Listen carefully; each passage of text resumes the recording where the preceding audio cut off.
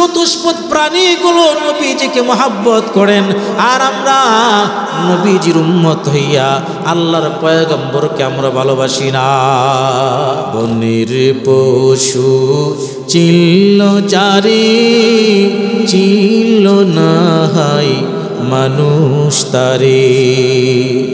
বনের পশু চিল্ল যারে, চিল্ল না হাই মানুষ তারে। আল আহাদের ডাক দিলে তাই, আল আহাদের ডাক দিলে তাই, কাফির বেদিন পাথর মারে, চিল্ল না হাই মানুষ তারে। বনের পশু চিল্ল যারে, চিল্ল না হাই মানুষ তারে। আবু জাহেল লাহাবেরা, মন্দ কাজে ছিল সেরা। আবু জাহেল লাহাবেরা, মন্দ কাজে ছিল সেরা।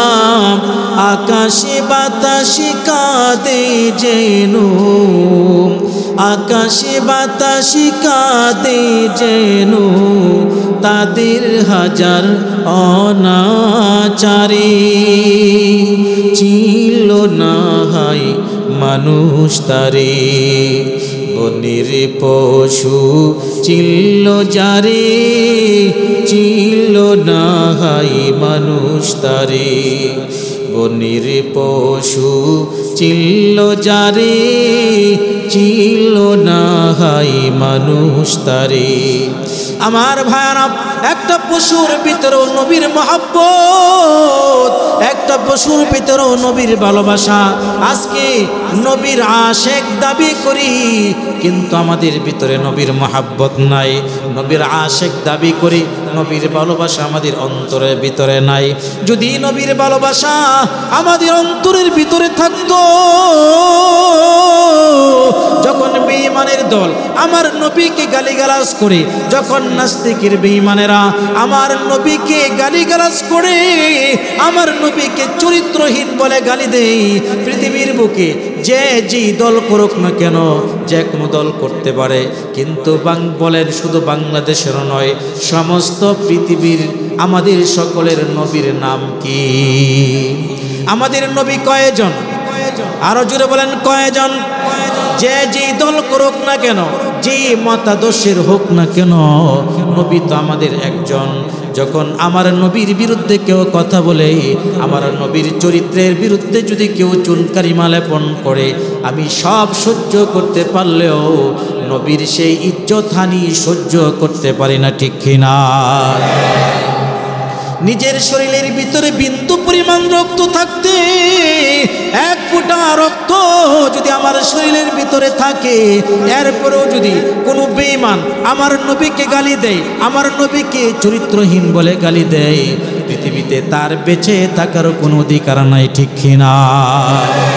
আমার ভাইয়েরা, বন্ধুরা, এই জন্য আল্লাহর পয়গম্বর বিশ্বনবী মহানবী রাসূল আরবি সাল্লাল্লাহু আলাইহি সাল্লাম বলেন, সহিহ মুসলিমের 16 নম্বর হাদিসের বর্ণনা, হযরত আনাস রাদিয়াল্লাহু তাআলা আনহু থেকে হাদিসটি বর্ণিত। আল্লাহর পয়গম্বর বলেন, লা ইউমিনু আহাদুকুম হাত্তা আকুনা হাব্বা ইলাইহি ওয়ালিদিহি ওয়া ওয়ালাদিহি ওয়ান নাসি আজমাইন। ততক্ষণ পর্যন্ত পরিপূর্ণ মুমিন হতে পারবা না যতক্ষণ পর্যন্ত আমি নবীকে তোমার মা, বাবা, সন্তান, সন্ততি, বন্ধু বান্ধব, এমনকি পৃথিবীর সবার চাইতে বেশি আমি নবীকে মহাব্বত করতে না পারবা, ততক্ষণ পর্যন্ত পরিপূর্ণ মুমিন হতে পারবা না।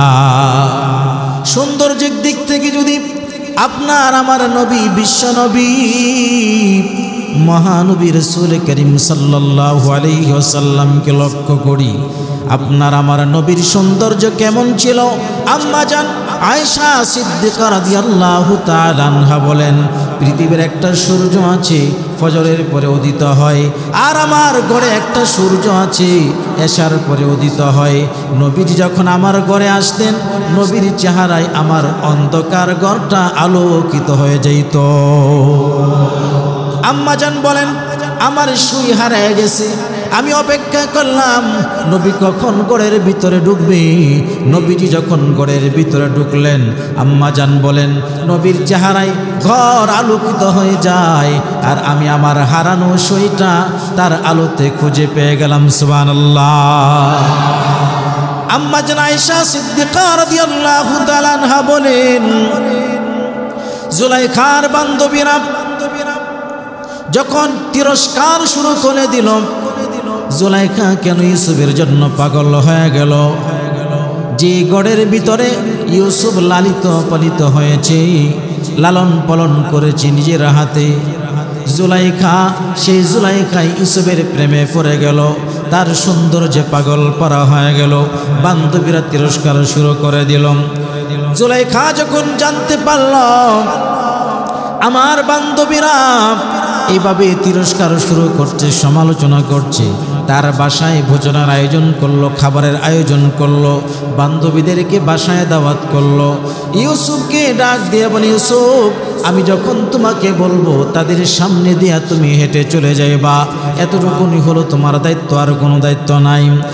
আর যারা তার বান্ধবীর এসেছিল প্রত্যেকের হাতে একটা করে চাকু দিল আর ফল দিল, নিজের হাতে ফল কেটে খাইবা, তবে আগে না, যখন আমি হুকুম দিব তখন ফল কেটে খাইবা। বান্ধবীরা সকলের হাতে ফল দেওয়া হলো, চাকু দেওয়া হলো। এদিক থেকে ইউসুফকে বলল, তুমি তাদের সামনে দিয়ে যাও। হযরত ইউসুফ সামনে দিয়ে যায়। জুলাইখার বান্ধবীরা ইউসুফের দিকে তাকায় আছে, আর জুলাইখা বান্ধবীদেরকে বলে, এবার ফল কেটে খাও।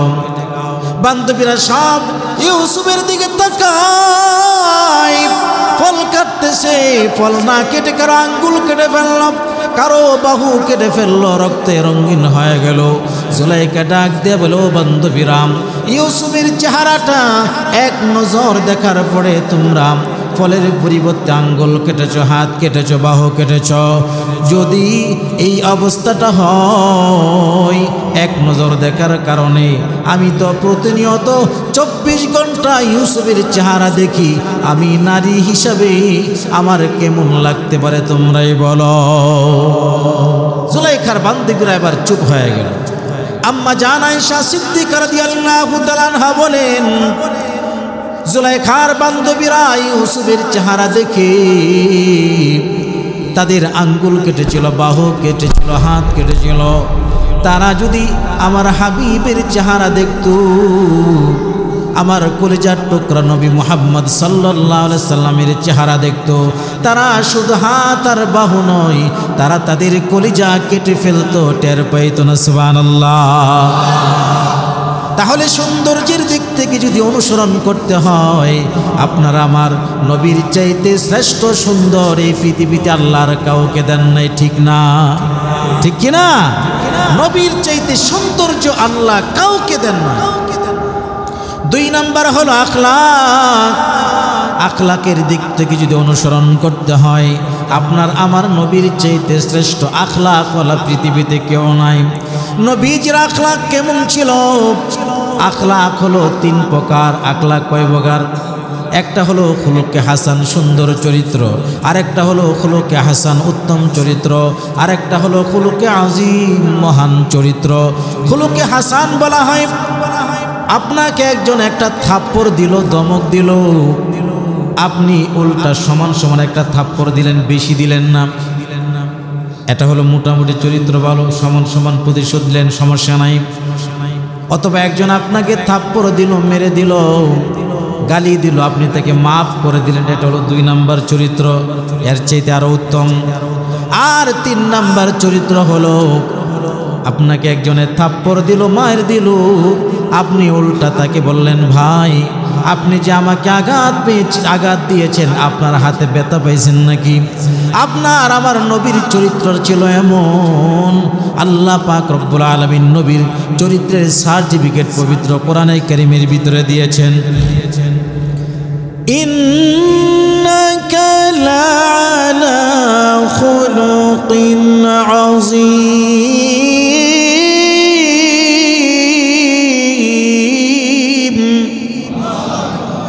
আল্লাহ পাক রব্বুল আলামিন বলেন, হ্যাঁ নবী, আমি আপনাকে মহান চরিত্র দিয়ে প্রেরণ করেছি, মহান চরিত্র দিয়ে প্রেরণ করেছি। নবীজির মহান চরিত্র কেমন? আল্লাহর পয়গম্বর বিশ্বনবী মহানবী রাসূল আরবী সাল্লাল্লাহু আলাইহি ওয়াসাল্লামের চরিত্র কেমন মহান ছিল। হযরতে ওমর রাদিয়াল্লাহু তাআলা আনহু আর নবীজি একবার রাস্তা দিয়ে যাইতেছে, নবীজির কাঁধের মধ্যে চাদরটা ঝুলানো ছিল, এভাবে চাদরটা পিছনের দিকে, এক পাশ পিছনের দিকে ছিল। একজন ইহুদি আসলো, দেখে নবী যায়, পিছনের দিক থেকে নবীজির চাদর মুবারকে ধরে এমন জোরে টান দিল, নবীজি পিছনের দিকে পড়ে গেল। নবীজি পিছনের দিকে পড়ে যাওয়ার পর নবীর চেহারাটা লাল বর্ণ হয়ে গেল।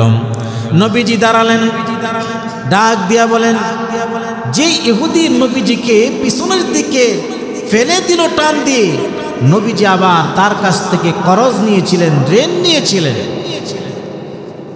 ডাক দিয়া বলে, হে মুহাম্মদ, করজ নিতে পারো, সময় মতো দিতে পারো না। কথার কথা, আজকে হলো শুক্রবার, ঋণ দেওয়ার কথা হলো শনিবার, কিন্তু ওই ইহুদি শুক্রবার দিনই নবীর সাথে আচরণটা করল। তাহলে সে এই আচরণটা রাইট করেছে না ফলস করছে? সঠিক করছে না বেঠিক করছে?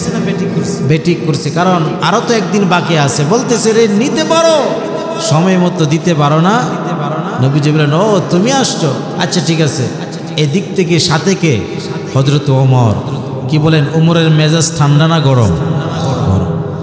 ওমর বলে, নবীর হুকুম ছাড়া আমরা কিছু করি না, নতবা নবীর সাথে বেয়াদবি করার কারণে তোর দেহ থেকে কল্লাকে আলাদা করে দিতাম। নবীজি ডাক দিয়া বলেন, ওমর, ওই ইহুদির কাছ থেকে তো আমি করজ নিয়েছি, ঋণ নিয়েছি, যাও বাইতুল মালে চলে যাও, ইহুদির ঋণ পরিশোধ করে দাও। আর তুমি যে তারে ধমক দিয়েছো, এই জন্য উল্টা 200 দিরহাম তাকে জরিমানা স্বরূপ দিয়ে দাও। সুবহানাল্লাহ বল। ইহুদিরে নিয়ে গেল বাইতুল মালে। ও ইহুদি, এই যে তোমার পাওনা টাকা আর এই যে 200 দিরহাম জরিমানা, আমি যে তোমার ধমক দিয়েছিলাম নবীর অনুমতি ছাড়া। ইহুদি ডাক দিয়া বলে, ওমর, আমি ঋণ নেওয়ার জন্য আসি নাই রে ওমর, আমি জরিমানা নেওয়ার জন্য আসি নাই। তবে কেন এসেছো? আমি তাওরাত কিতাবের ভিতরে পেয়েছি, শেষ নবী যিনি হবেন তার গুণাগুণ তেমন হবেন, তার রাগের চাইতে ধৈর্যের গুণটা বেশি হবে। আমি তার সমস্ত দিকগুলো, তার সিফাতগুলো পুঙ্খানুপুঙ্খ পরীক্ষা করেছি, মিলে গেছে। একটা আমার বাকি ছিল, তার ধৈর্যটা যে বেশি রাগের চাইতে, এই পরীক্ষাটা আমার বাকি ছিল। আজকে পরীক্ষায় মুহাম্মদ উত্তীর্ণ হয়ে গেল। আমি বুঝতে পারলাম মুহাম্মদের রাগের চাইতে ধৈর্য বেশি। সুতরাং উনি যে নবী আমার কোনো সন্দেহ নাই, জলদি করে আমাকে মুহাম্মদের কাছে নিয়ে যাও। ওই ইহুদি নবীজির এই আখলাক দেখে নবীর সামনে কালিমা পড়ে মুসলমান হয়ে যায়। লা ইলাহা ইল্লাল্লাহু মুহাম্মাদুর রাসূলুল্লাহ। তাহলে আখলাকের দিক থেকে যদি অনুসরণ করতে হয়, আপনার আমার নবীর চাইতে শ্রেষ্ঠ আখলাকওয়ালাই পৃথিবীতে আর কেউ নাই। 3 নাম্বার হলো বুজুর্গি। বুজুর্গ কারা? যারা আল্লাহর কাছে দোয়া করলে দোয়া কবুল হয়ে যায়। সুবহানাল্লাহ পড়ে। আল্লাহ পৃথিবীতে আল্লাহর অনেক গোলামদের কেমন বানিয়েছেন, হাত তুলে দোয়া করতে দেরি হয়, দোয়া কবুল হতে দেরি না। বুজুর্গের দিক থেকে যদি আমরা লক্ষ্য করি, আপনার আমার নবীর বুজুর্গি কেমন ছিল। নবীর সামনে নও মুসলিম আবু হুরায়রা ডাক দিয়া বলে, নবী গো, আমার মা আমাকে মায়ের দূর করেছে, বেত্রাঘাত করেছে, মায়ের দূর করে আমাকে ঘর থেকে বের করে দিয়েছে। নবী ডাক দিয়া বলেন, তোমার মা তোমাকে মেরেছে, আমি কি করব? মা শাসন করেছি হোক, মা বেদিন কিন্তু মা শাসন করতে পারে। বলে আপনার দিন গ্রহণ করেছি, ইসলাম গ্রহণ করেছি, আমার মা হলো মুশরিকা, আমার মা তেলে বেগে জ্বলে গেছে। বলে মুহাম্মদের দরবার ছাড়বি নতুবা আমার ঘরে তোর জায়গা নাই। আমাকে ঘর থেকে বের করে দিয়েছে, আমি ঘর থেকে বের হয়ে চলে এসেছি গো নবী। নবী ডাক দিয়া বলে, তোমার মার বিরুদ্ধে নালিশ করেছো, তোমার মার বিচার আমি করতে পারবো না। এবার আবু হুরায়রা ডাক দিয়া বলেন, ওগো পয়গম্বর, আমি আমার মার বিরুদ্ধে নালিশ করি নাই গো নবী, আমার মার বিরুদ্ধে আমি আপনার কাছে অভিযোগ দায়ের করি নাই। বলে তাহলে কি বলতে চাও? আপনি দুইটা হাত তুলে আমার মার জন্য একটু দোয়া করেন, আল্লাহ যেন আমার মাকে হেদায়েত দান করেন। সুবহানাল্লাহ। নবীজি দুইটা হাত তুলে দিলেন, আল্লাহুম্মা হাদি উম্মি আবি হুরায়রা, আল্লাহুম্মা হাদি উম্মি আবি হুরায়রা।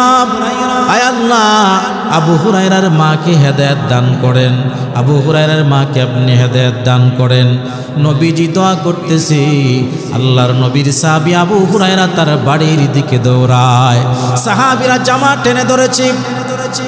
আবু হুরায়রা তো ভদ্র সাহাবী, কোনো সময় বিশৃঙ্খলায় যায় না, আজকে কেন দৌড়ায়, কোনো সমস্যা কেনা? সাহাবীরা যখন জামা টেনে ধরে, আবু হুরায়রা ডাক দিয়ে বলে, আমার জামা ছেড়ে দাও, আমি আগে বাড়িতে যেতে চাই, আমি বাড়িতে গিয়ে দেখতে চাই আমি কি আমার বাড়িতে আগে পৌঁছে গেছি নাকি রাহমাতুল লিল আলামিনের দোয়া আমার আগে আমার বাড়িতে পৌঁছে গেছে। আমি দরজায় দাঁড়ালাম, নক করলাম, ভিতর থেকে আওয়াজ, কে তুমি? বললাম আপনার সন্তান আবু হুরায়রা। ভিতর থেকে আওয়াজ আসলো, বাবা একটু অপেক্ষা করো, দরজা খুলতেছি, একটু অপেক্ষা করো। আবু হুরায়রা বলে, আমি বুঝে গেছি, আমি আমার বাড়িতে আসার আগে আগে রাহমাতুল লিল আলামিনের দোয়া আমার বাড়িতে পৌঁছে গেছে। সুবহানাল্লাহ। কারণ আমি আমার মার কণ্ঠ থেকে শিরকিয়াতের কোনো দুর্গন্ধ পায় নাই, বরং আমি আমার মার কণ্ঠ থেকে তাওহীদের সুঘ্রাণ পেয়েছি। সুবহানাল্লাহ। মা দরজা খুলল, বুড়া মহিলা মাত্র গোসল করে এসেছে, চুল থেকে টপ টপ টপ করে পানির ফোঁটাগুলো পড়তেছে। ডাক দিয়া বলো, বাবা তুমি তো এমন কোন মানুষের কাছে যাও না যে মানুষটা চরিত্রহীন, বরং তোমাকে এত গালিগালাজ করি, এত মারধর করি, তুমি তো আমার সাথে কোনো বেয়াদবি করো না। এই জন্য আমি সিদ্ধান্ত নিয়েছি, তুমি যেই মুহাম্মদের কাছে যাও, আমি সেই মুহাম্মদের চেহারাটা দেখতে চাই। মুহাম্মদ সাল্লাল্লাহু আলাইহি সাল্লামের সামনে আবু হুরায়রা তার মাকে নিয়ে যায়। হযরত আবু হুরায়রা রাদিয়াল্লাহু তাআলা আনহুর মা নবীর সামনে যখন গেলেন, নবীজির চেহারার দিকে তাকাইয়া সাথে সাথে কালিমা পড়ে মুসলমান হয়ে যায়। লা ইলাহা ইল্লাল্লাহু মুহাম্মাদুর রাসূলুল্লাহ। তার মানে আমরা কি বুঝলাম? নবীজি আল্লাহর কাছে দোয়া করতে দেরি, দোয়া কবুল হতে দেরি নাই।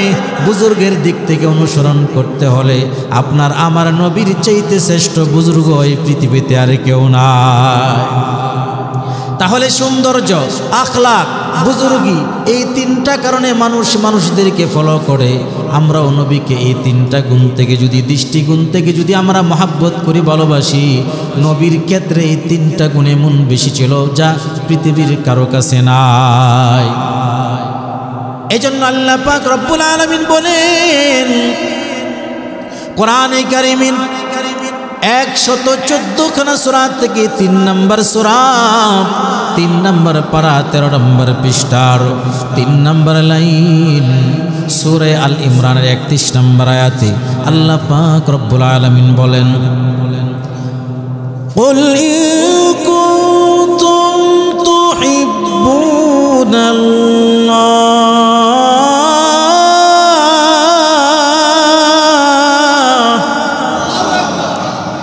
فاتبعوني يحببكم الله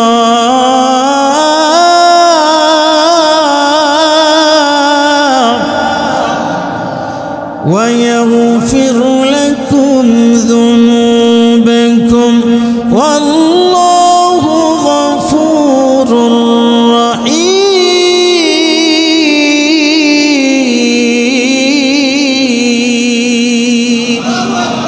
আল্লাহ পাক রব্বুল আলামিন বলেন হে নবী আপনি বলে দেন যদি তোমরা আল্লাহর ভালোবাসা চাও যদি তোমরা আল্লাহর মুহাব্বত চাও ফাত্তাবিউনি আমি নবীর অনুসরণ করো আমি নবীর অনুকরণ করো আমি নবীকে ভালোবাসো ইউহিব্বুকুমুল্লাহ তাহলে আল্লাহর ভালোবাসা তোমরা পেয়ে যাইবা ওয়া ইয়াগফির লাকুম যুনুবাকুম আর আল্লাহ পাক রব্বুল আলামিন তোমাদের জিন্দেগীর तमाम গুনাহগুলো ক্ষমা করে দিবেন জোরে বলি সুবহানাল্লাহ এজন্য নবীর মুহাব্বত আমাদের অন্তরের ভিতরে ঢুকাইতে হবে নবীর ভালোবাসা আমাদের অন্তরের ভিতরে ঢুকাইতে হবে যেমন ভালোবেসেছিলেন নবীর সাহাবীরাম আল্লাহর পয়গম্বরের সাহাবী হযরত আবু বকর সিদ্দিকের চাইতে বেশি নবীজিকে কেউ ভালোবাসে নাই কাফির বেঈমানেরা যখন মক্কার মুসলমানদের উপরে নির্মম নির্যাতন শুরু করে দিছে মুসলমানদেরকে যেখানেই পায় মুসলমানদের উপরে নির্যাতন করে আল্লাহর পয়গম্বর হযরত আবু বকর সিদ্দিক রাদিয়াল্লাহু তাআলা আনহুকে ডাক দিয়া বলেন ও আবু বকর কিছুদিনের ভিতরেই মক্কা থেকে হিজরত করব আর আমার হিজরতের একমাত্র সাথী তুমি আবু বকর হইবা নবীজি একদিন রাতের বেলায় দেখলেন চতুর্দিকে বেঈমানের দল গ্রাউ করলো নবীজিকে হত্যা করার জন্য সাথে হযরত আলী রাদিয়াল্লাহু তাআলা আনহু নবীজি বলেন ও আলী দেখ শুনি বাহিরের দৃশ্য কি দেখা যায় সকলের হাতে ডাঙ্গা তরবারি সব একজুট হয়ে গেছে আমি নবীকে হত্যা করার জন্য একটা কাজ তোমাকে করতে হবে আমার যে চাদর আছে এই চাদরটা তুমি তোমার শরীরে দিয়া শরীর আবৃত করে তুমি ঘুমায়া থাকবা আর আমি এই ফাঁকে চলে যাব হযরত আলী রাদিয়াল্লাহু তাআলা বলেন নবী গো আপনি চলে যাইবেন আমি একা একই কেমনে থাকবো নবী ডাক দিয়ে বলেন আলী কোনো টেনশন নাই কোনো পেরেশানি নাই আমার কাছে অনেক মানুষের আমানত আছে অনেক মানুষের ঋণ আমার কাছে আছে এগুলো তো পরিশোধ করতে হবে নতুবা মানুষেরা বলবে মুহাম্মদ আমাদের টাকা পয়সা নিয়ে আত্মসাৎ করে চলে গেছে হে আলী কিছুদিনের ভিতরে তুমি আমার সাথে মদিনায় মোলাকাত করবা এই কথা বলার পরে হযরত আলী ডাক দিয়ে বলে নবী গো আমার আর কোনো টেনশন নাই আমার আর কোনো পেরেশানি নাই কোনো চিন্তা নাই বলে কেন আপনি যেহেতু বলছেন আপনার সাথে মদিনায় আমার মোলাকাত হবে তার মানে হলো এই কাফের বেঈমানের দল আমি হযরত আলীকে কোনো ক্ষতি করতে পারবে না যেহেতু আপনি বলেছেন তার মানে তারা আমাকে হত্যা করতে পারবে না নবীজি রওনা হয়ে গেলেন হযরত আবু বকর সিদ্দিক রাদিয়াল্লাহু তাআলা আনহু ঘরের দরজার সামনে হাজির একটা মাত্র ডাক দিলেন সাথে সাথে লাব্বাইক ইয়া রাসূলুল্লাহ বলে দরজাটা খুলে দিল নবীজি ডাক দিয়ে বলেন আবু বকর আপনি কি ঘুমান না সবে মাত্র একটা ডাক আপনাকে দিলাম আপনি সাথে সাথে দরজাটা খুলে দিলেন আবু বকর ডাক দিয়া বলে নবী গো আপনি 6 মাস আগে বলেছিলেন আপনার হিজরতের সাথে আমি আবু বকর হব। এই জন্য আজকে 6 মাস হয়ে গেল, একটা রাতও আমি রাতের বেলা ঘুমাই না, দরজার কিনারায় দাঁড়ায় থাকি, কারণ আমার নবী আসবে। কোন রাতে জানি আমার নবী আসে, যদি আয়েশা আমাকে দরজায় নক করে সময় মতো যদি দরজা খুলতে না পারি, তাহলে নবী বড় কষ্ট পাবে। এই জন্য আমি রাতের বেলায় একটা দিনও ঘুমাই না, দরজার কিনারায় সারা রাত দাঁড়াইয়া অপেক্ষা করি। শুধু তাই নয়, আমার ছোট্ট মেয়েটা আমার সাথে সাথে অপেক্ষা করে, রাতের বেলায় ঘুমায় না, রুটি বানাইয়া অপেক্ষা করে আমাদের সাথে নাস্তা দেওয়ার জন্য। শুধু তাই নয়, আমি একটা সওয়ারি খরিদ করেছি আরোহণ করার জন্য। আল্লাহর কসম, ওই সওয়ারিটা পর্যন্ত সারা রাত ঘুমাই না, আপনার অপেক্ষায় কোন দিন জানি আপনি আসেন আর ডাক দেন। ডাক দেওয়ার সাথে সাথে যেন আমরা প্রস্তুতি নিতে পারি একটা সেকেন্ড। এই জন্য 6 মাস ধরে আমরা অপেক্ষা করতেছি। আল্লাহু আকবার। নবীজি রওনা হয়ে গেলেন। হযরত আবু বকর সিদ্দিক রাদিয়াল্লাহু তাআলা আনহু, জাবালে সর, অনেক উঁচু পাহাড়, ওই পাহাড়ের উপরে উঠতে হবে, এরপরে যেতে হবে। আল্লাহর পয়গম্বর একই তো নিজের মাতৃভূমি ছেড়ে তিনি অন্য জায়গায় সফর করতেছেন। কাফির বেঈমানরা নবীজিকে হত্যা করতে চায়, এজন্য নবীজি হিজরত করছেন। মনে বড় কষ্ট, নিজের মায়ের দেশ বাবার দেশ ছেড়ে অন্য দেশে হিজরত করাটা একটা বড় কষ্টের বিষয়। হযরত আবু বকর সিদ্দিক ডাক দিয়া বলেন, নবী গো, আজাইবুল মাখলুকাত কিতাবের ভিতরে উল্লেখ করা হয়েছে। হযরত আবু বকর সিদ্দিক রাদিয়াল্লাহু তাআলা আনহু বলেন, ও নবী, এই পাহাড়ের উপরে আপনি হেঁটে হেঁটে আপনি উঠতে পারবেন না গো নবী, আপনার কষ্ট হবে। নবীকে কেমন মোহাব্বত করতেন, কেমন ভালোবাসতেন হযরত আবু বকর সিদ্দিক। ডাক দিয়া বলেন, ও নবী,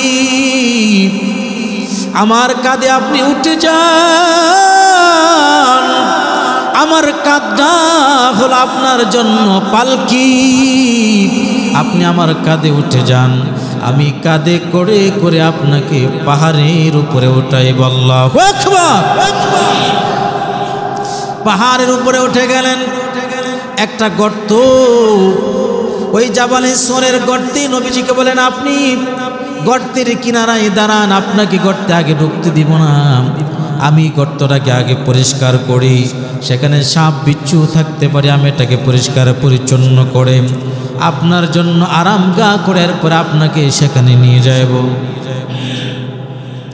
আল্লাহর পয়গম্বরের সাহাবী হযরত আবু বকর সিদ্দিক রাদিয়াল্লাহু তাআলা আনহু গুহার ভিতরে ঢুকলেন। ঢুইকা দেখে গুহার মধ্যে অনেকগুলো ছিদ্র দেখা যায়। তিনি তার পাগড়ি মুবারক খুলে ছিদ্রগুলোকে সুন্দর করে, যেখানে ছিদ্রি সেখানে ছিদ্রি বন্ধ করে দিলেন।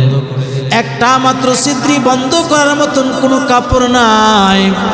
আবু বকর সিদ্দিক তার পা দাঁড়াতে, আঙ্গুল দাঁড়াতে চাপ দেয়া ধরে রেখেছে, কোনো সাপ যেন উঠে নবীকে আক্রমণ করতে না পারে। এবার ডাক দিয়ে বলে, ইয়া রাসূলুল্লাহ, ইয়া হাবিবাল্লাহ, এবার গুহার ভিতরে আপনি ঢুকতে পারেন। রানটা বিছায় দিলেন। নবীজি আবু বকর সিদ্দিকের রানে মাথা ঠেকায়া নবীজি শুয়ে পড়লেন। ক্লান্ত শ্রান্ত শরীর নবীজি ঘুমায়া পড়লেন। অন্য দিক থেকে একটা সাপ, সব গর্তগুলো যখন বন্ধ, যে গর্তটা আবু বকর সিদ্দিকের আঙ্গুল মুবারক, ওই গর্তের ভিতরে মানুষের রক্তের ঘ্রাণ যখন পাইল, তখন আক্রমণ শুরু করে দিছে। বিষযন্ত্রণায় হযরত আবু বকর সিদ্দিকের শরীরটা বিবর্ণ হয়ে গেল। আবু বকর সিদ্দিক সহ্য করতে পারে নাই, চোখ থেকে পানির ফোঁটা ঝরে গেল। এক ফোঁটা পানি নবীজির চেহারা মুবারকে পড়ে যায়।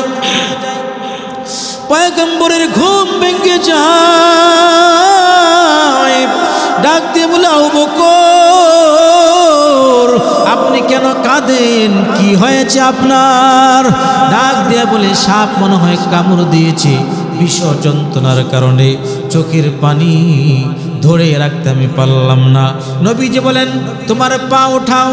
পা উঠানোর পর আল্লাহর পয়গম্বর তার বরকতি থুতু মুবারক লালা মুবারক ওই ক্ষতস্থানের মধ্যে লাগাইয়া দিলেন।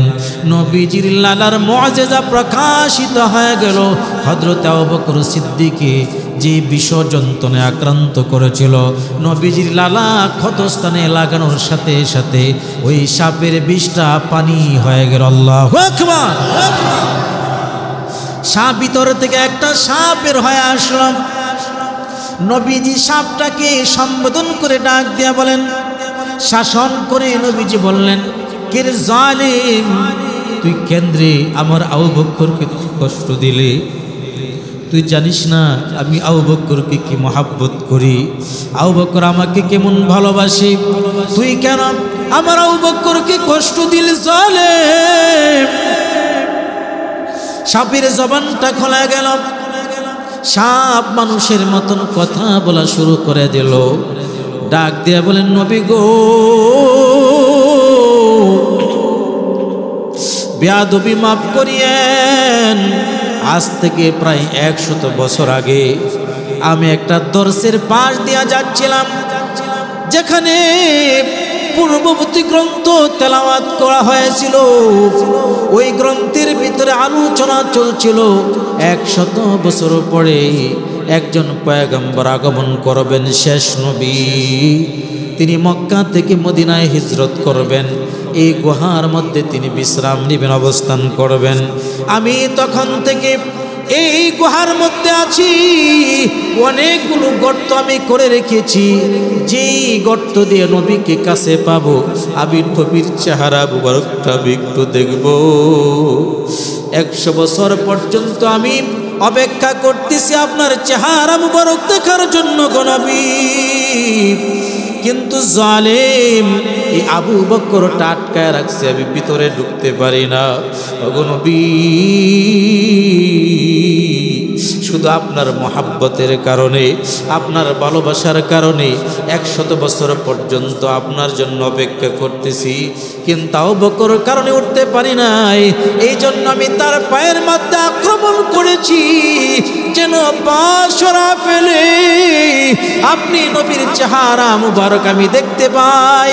আল্লাহর পয়গম্বরের সাহাবী হযরত আবু বকর সিদ্দিক রাদিয়াল্লাহু তাআলা আনহু নবীজির জন্য কেমন ভালোবাসা দেখাইলেন।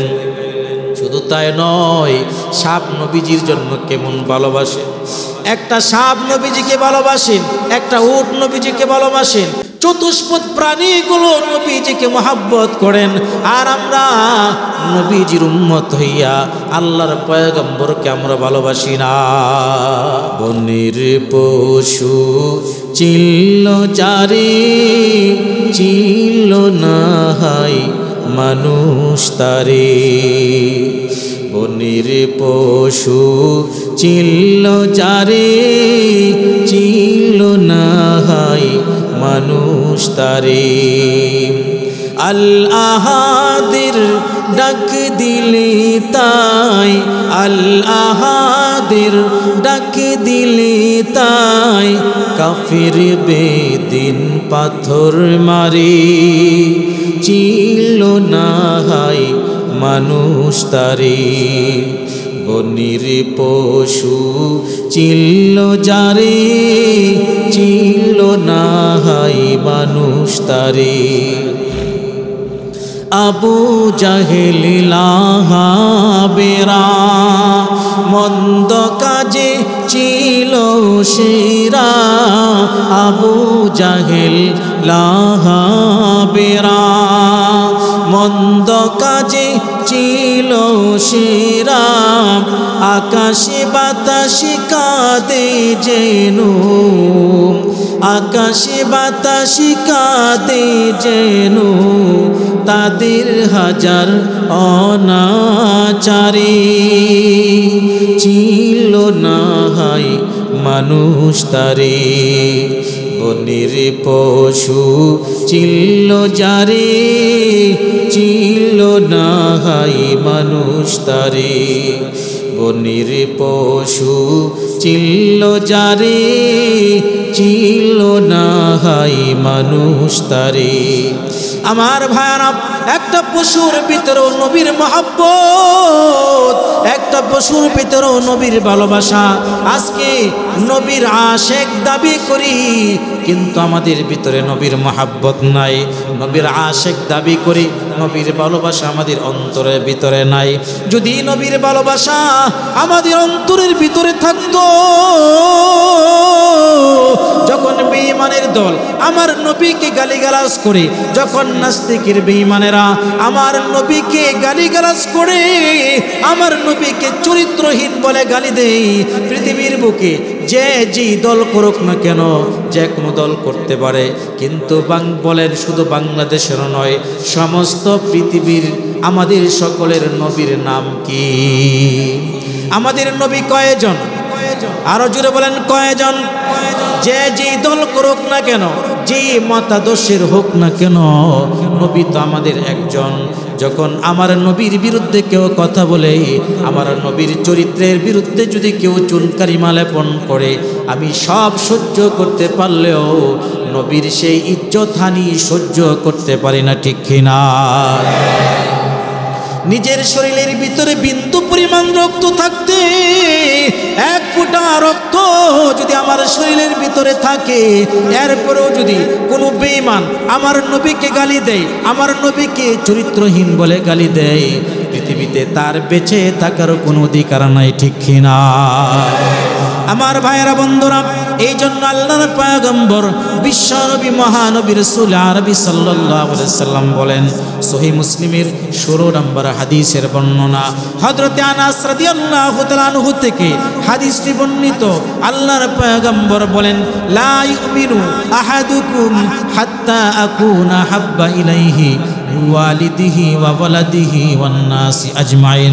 ততক্ষণ পর্যন্ত পরিপূর্ণ মুমিন হতে পারবা না যতক্ষণ পর্যন্ত আমি নবীকে তোমার মা, বাবা, সন্তান, সন্ততি, বন্ধু বান্ধব, এমনকি পৃথিবীর সবার চাইতে বেশি আমি নবীকে মহাব্বত করতে না পারবা, ততক্ষণ পর্যন্ত পরিপূর্ণ মুমিন হতে পারবা না।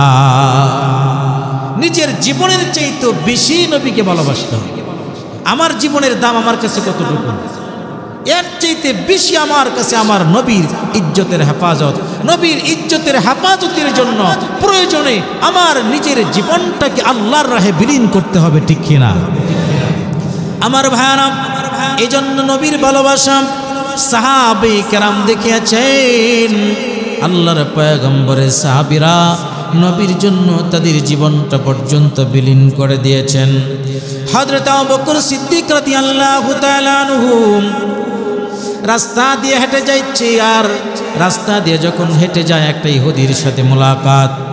ইহুদি আবু বকর সিদ্দিককে শোনায় বলে, যখন কোরআনের একটা আয়াত নাযিল হয়ে যায়, আকরিদুল্লাহ করদান হাসানা, তোমরা আল্লাহকে উত্তম করজ দান করো, আল্লাহকে উত্তম ঋণ দান করো। মানুষেরা মসজিদে দান করে, মাদ্রাসায় দান করে, দান করাটা আল্লাহ বলছেন আমাকে ঋণ দাও, অর্থাৎ তোমরা মসজিদে দান করো, আমি আল্লাহকে ঋণ তোমরা দাও। এর বিনিময়ে আল্লাহ পাক কিয়ামতের ময়দানে আমাদেরকে জান্নাতের মেহমান বানায় দিবে। নবীজি বলেন, আল্লাহর পয়গম্বর বিশ্ব নবী সাল্লাল্লাহু আলাইহি সাল্লাম বলেন, মান বানা লিল্লাহি মসজিদান বানাল্লাহু লাহু বাইতান ফিল জান্নাহ। কোন ব্যক্তি যদি মসজিদ আল্লাহর ঘর নির্মাণ করলো দুনিয়ার বুকে, আল্লাহ বলেন আমি আল্লাহ পাক রব্বুল আলামিন তার জন্য কিয়ামতের দিন জান্নাত বানায় দেব। এই মসজিদে দান করাটা হলো, মসজিদ নির্মাণ করাটা হলো সদকায়ে জারিয়া। আমি যতদিন কবরের ভিতরে থাকব, আমার একটা টাকাও যদি মসজিদের কাজে লাগে, কিয়ামত পর্যন্ত আমার কবরের ভিতরে যত মুসল্লিরা নামাজ পড়বে, রুকু করবে, সিজদা করবে, তেলাওয়াত করবে, এর একটা সওয়াব আমি 1 টাকা দেওয়ার কারণে আমার কবরে যাইতে থাকবে। সুবহানাল্লাহ। মসজিদ নির্মাণ করার চাইতে শ্রেষ্ঠ কোনো কাজ হতে পারে না। এজন্যই তো নবীজি যখন মক্কা থেকে মদিনায় হিজরত করে চলে গেলেন, মদিনায় যেই দিন নবীজি হিজরত করে চলে গেলেন, ওই দিনই কুবা নামে একটা মসজিদ নির্মাণ করলেন, যেটাকে মসজিদে কুবা বলা হয়। যারা হজ করতে যান, উমরা করতে যান, মসজিদে কুবায় জিয়ারা করে থাকেন। সর্বপ্রথম আল্লাহর নবী মদিনায় হিজরত করে মসজিদে কুবাতে নির্মাণ করেন। এরপরে আল্লাহর পয়গম্বর মসজিদে নবী তিনি নির্মাণ করেন। তাহলে মসজিদ নির্মাণ করাটাই যে আপনারা করেছেন, আজকে জুমা উদ্বোধনের জন্য আপনারা এই আয়োজন করেছেন, এটা আপনাদের জন্য বড়ই সৌভাগ্যের বিষয়। কিয়ামতের ময়দানে এই মসজিদ আপনাদের পক্ষে আল্লাহর কাছে সুপারিশের জন্য দাঁড়িয়ে যাবে। সুবহানাল্লাহ। এজন্য খুশি না বেজার? আর একটু জোরে বলেন। যখনই আয়াত নাজিল হয়ে গেল, আকরিদুল্লাহ করদান হাসানা, তোমরা আল্লাহকে উত্তম করজ দান করো, তখন ইহুদি আবু বকর সিদ্দিককে শোনায় শোনায় বলে, আগে শুনতাম, আগে জানতাম মুহাম্মদ ফকির, এখন বুঝতে পারলাম মুহাম্মদের আল্লাহ ফকির হয়ে গেছে। নাউজুবিল্লাহ বলেন। ইহুদি বলতেছে আল্লাহর ঋণ চা কেন? তার মানে মনে হয় আল্লাহ গরিব হয়ে গেছে। নাউজুবিল্লাহ। আল্লাহ নতুবা আল্লাহ ঋণ চায় কেন? আকরিদুল্লাহ করদান হাসানা, আল্লাহ করদে হাসানা কেন চায়? তার মানে আল্লাহ গরিব হয়ে গেছে। এই কথাটা যখন আবু বকর সিদ্দিকের কানে গেল, আবু বকর সিদ্দিক আর সহ্য করতে পারেন নাই। আচ্ছা বলেন তো, আবু বকর সিদ্দিক গরম সাহাবী নাকি নরম সাহাবী? একটু জোরে বলেন। আবু বকর সিদ্দিক গরম না নরম? নরম। আবু বকর সিদ্দিক গরম নয়, গরম ছিল হযরত ওমর। আবু বকর সিদ্দিক হলো নরম সাহাবী, কোনো ঝামেলাত নাই, ঝগড়া ফাসাদে নাই, মারামারিত নাই। আর মারামারি যত জায়গায় আছে, কান্না যত জায়গা ফালানো হযরত ওমরের কাজ। আবু বকর সিদ্দিক যখন শুনে নবীকে আল্লাহকে গালি দিছে, ইহুদির বাচ্চা সাথে সাথে নবীর ব্যাপার তো রক্ত গরম হয়ে গেছে, সাথে সাথে ইহুদিকে এমন থাপ্পড় দিছে, ইহুদি জমিনে পড়ে গেছে। কতক্ষণ পর্যন্ত তার হুঁশ নাই। নবীর দরবারে বিচার দায়ের করলাম, হে মুহাম্মদ, তোমার সাহাবী আবু বকর আমাকে থাপ্পড় দিয়েছে। বলে কেন? তুমি ভুল করতেছো, আবু বকর থাপ্পড় দিতে পারে না, মনে থাপ্পড়টা উমরে দিছে, তুমি হয়তো চিনতে পারো না। বলে না, আমি আবু বকরও চিনি, উমরও চিনি, আজকের থাপ্পড়টা উমর দেয় না, আবু বকর দিয়েছে। এই কথা বলতে বলতে বলতে বলতে ওই মজলিসে আবু বকর সিদ্দিক হাজির। আয়েশা ওই ইহুদিকে দেখে তো মেজাজ গরম, বলতেছি ইয়া রাসূলুল্লাহ, আমাকে অনুমতি দেন, ইহুদির বাচ্চাকে আরেকটা থাপ্পড় দিন। নবী বলেন, আগের যে থাপ্পড় দিয়েছে ওইটাই তো আমি বিশ্বাস করি নাই, এখন তোমার হালত দেখে বুঝলাম যে আগের থাপ্পড়টা তুমি দিয়েছো। সুবহানাল্লাহ বলেন। কেন থাপ্পড় দিলাম? বলে ইহুদির বাচ্চা আমাকে শোনায়া শোনায়া বলতেছে মুহাম্মদ ফকির, মুহাম্মদের আল্লাহ ফকির হয়ে গেছে, মুহাম্মদ আর আল্লাহকে কটূক্তি করেছে, এই জন্য আমি তাকে থাপ্পড় দিয়েছি। নবী বলেন, কে রে ইহুদি, তুই কি আল্লাহকে গালি দিছস? আমাকে গালি দিয়েছিস? না, আমি আল্লাহকে গালি দিয়ে যাবো কেন লাগে? মুহাম্মদ আপনার আল্লাহ যিনি, আমারও তো আল্লাহ তিনি। অর্থাৎ পৃথিবীর যত ধর্মাবলম্বী লোক থাকুক না কেন, আল্লাহ তো সবারই, আল্লাহ হলো সবার, কিন্তু সবাই শিরিক করে আল্লাহর সাথে, আর মুসলমান আল্লাহর সাথে শিরিক করে না।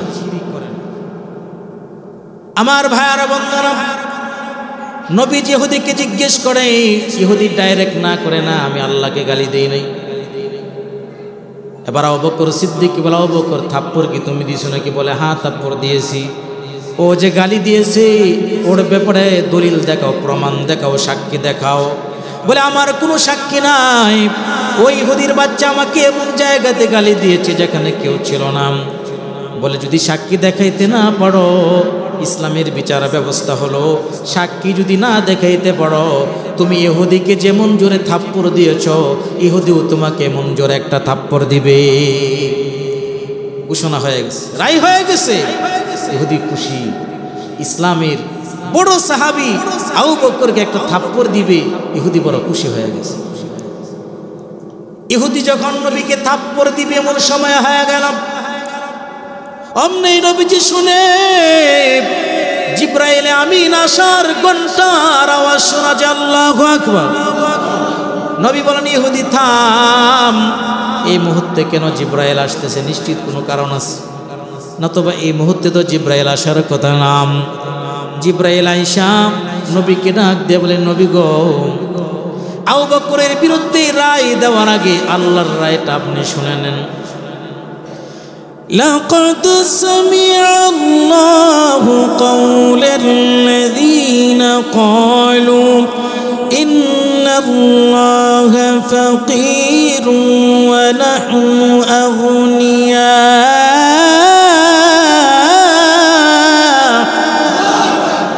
আল্লাহ পাক রব্বুল আলামিন বলেন, ইহুদি যে আল্লাহ এবং আল্লাহ রাসূলকে গালি দিয়েছে, পৃথিবীর কেউ না শুনলেও স্বয়ং আহকামুল হাকিমিন আল্লাহ তিনি নিজে শুনেছেন।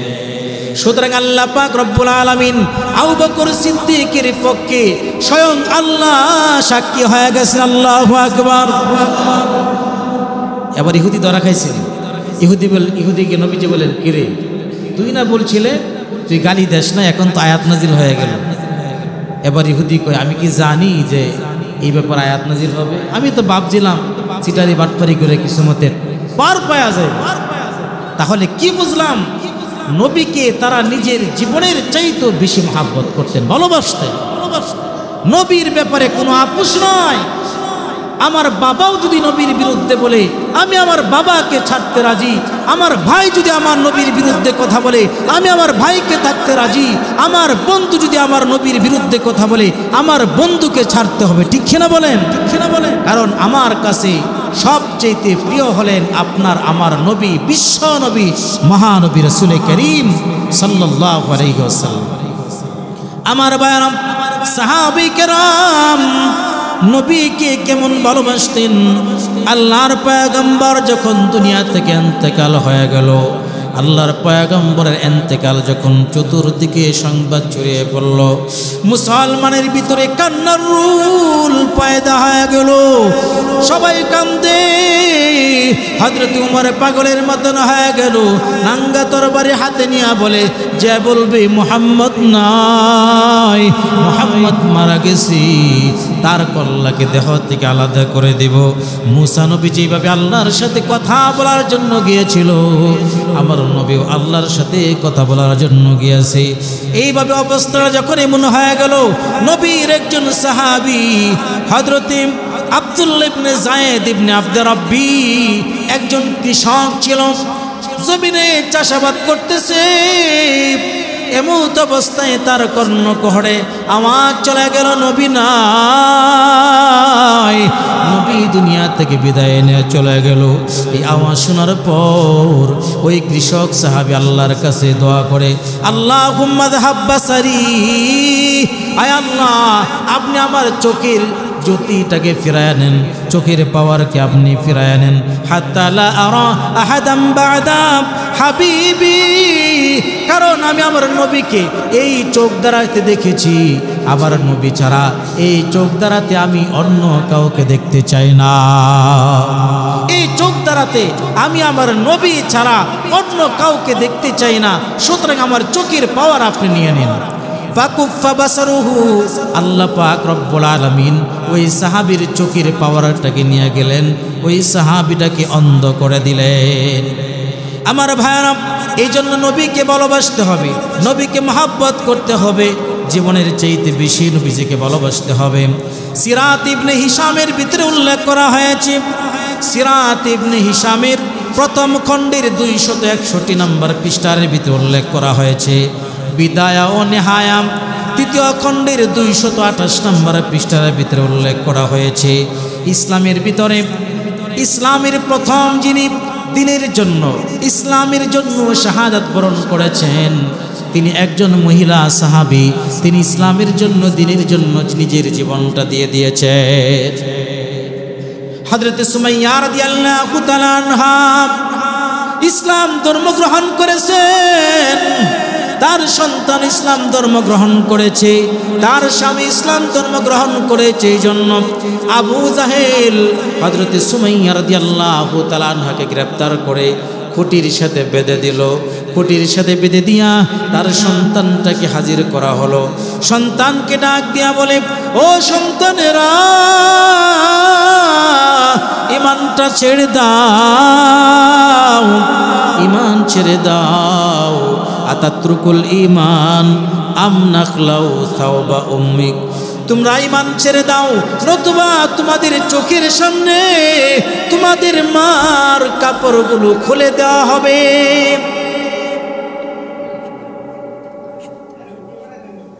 আমার ভাইয়ারা বন্ধুরা, হযরত সুমাইয়া রাদিয়াল্লাহু তাআলা আনহাকে বেঁধে ফেলা হলো। সন্তানকে ডাক দিয়ে বলে, ও সন্তানেরাম, আমরা একটু খামোশ হয়ে যাই, খামোশ হয়ে চুপ থাকি। কথা বললে তো আপনারাও কিছু বুঝবেন না, আমিও কিছু বলতে পারবো না। একটু ইশারাতে কাজ করি, মেহরবানি করে একটু চুপ হয়ে যাই। লা ইলাহা ইল্লাল্লাহ, লা ইলাহা ইল্লাল্লাহ মুহাম্মাদুর রাসূলুল্লাহ। আমার ভাইরা, নবীর সাহাবী হযরত সুমাইয়া রাদিয়াল্লাহু তাআলা আনহাকে আবু জাহেল পিলারের সাথে বেঁধে ফেললো। সন্তানগুলোকে ডাক দিয়ে বলো, সন্তানেরা, আতাত্রুকুল ঈমান আম নাখলাউ সাওবা উম্মিক, তোমার মার কাপড় খুলে ফেলবো নাকি তোমরা ঈমান ছেড়ে দিবা? তোমরা যদি ঈমান ছেড়ে না দাও, তোমাদের চোখের সামনে তোমাদের মার কাপড়কে খুলে দেওয়া হবে। নাউজুবিল্লাহ। এবার মা ডাক দিয়ে বলে, ও সন্তানেরা, না, মা ওয়ালাদতু ওয়ালাদান ইয়াতরুকুল ঈমান আমামা কাফির, আমি এমন কোন সন্তান আমি গর্ভে ধারণ করি নাই যে সন্তানেরা কাফের বেঈমানদের সামনে তাদের ঈমানটাকে ছেড়ে দিবে। এই কথা শোনার পরে আবু জাহেলের মেজাজটা গরম হয়ে যায়। আবু জাহেল তার সন্তানের সামনে মার শরীর থেকে টেনে টেনে কাপড়গুলো খুলে ফেললো। সন্তানের সামনে মাকে উলঙ্গ করে দেওয়া হলো। ও সোনার গায়ের বিষ্ণাদের যুবক ভাই, একটু গভীর চিন্তা করে দেখো, ইসলামের জন্য তুমি কতটুকু কুরবানি করলা, আর নবীর সাহাবীর ইসলামের জন্য, দ্বীনের জন্য কেমন কুরবানি করলো।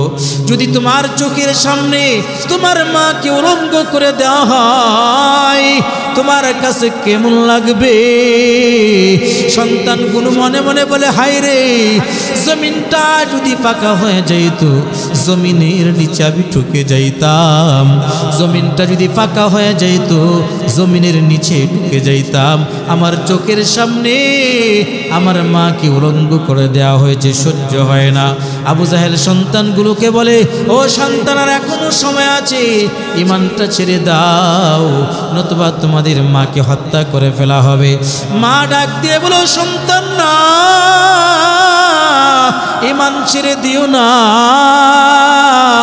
আমার জীবন তেমনি চলে গেল। আমার শরীর থেকে যখন কাপড়গুলো টেনে টেনে বেঈমানের দল খুলেছে, আমি তো তখনই মরে গেছি। ও সন্তান, আর ঈমানটা ছেড়ে দেবা না। আবু জাহেলের মেজাজটা আরো গরম হয়ে গেল।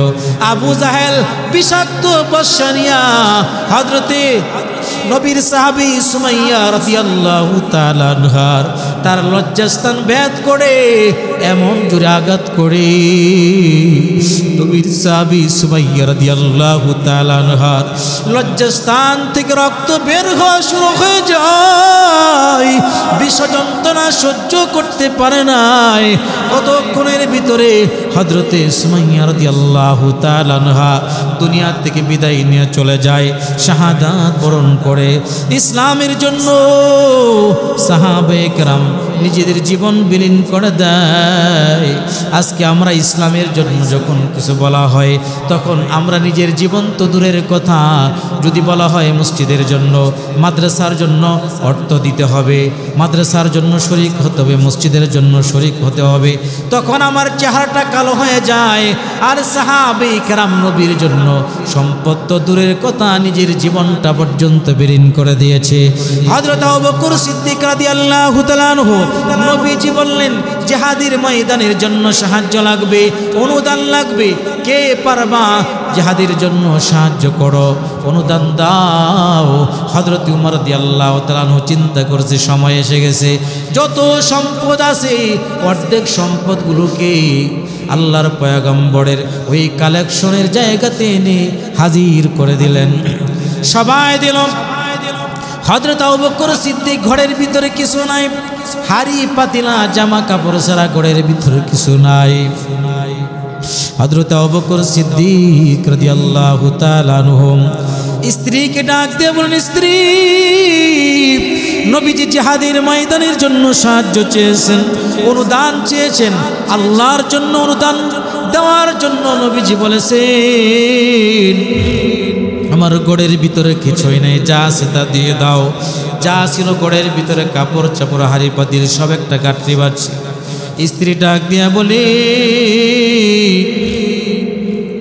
ও স্বামী, আমার ঘরের ভিতরে পাতা দাঁড়াতে দুইটা পোশাক বানানো আছে, আপনি পরেন, আরেকটা পোশাক আমি পরি। আর নিজেদের দুইজনের পোশাকটা নবীর অনুদানের খাঁচায় দিয়ে দিন। আল্লাহু আকবার। সাহাবীরা সাহায্য নিয়ে হাজির হয়ে গেল।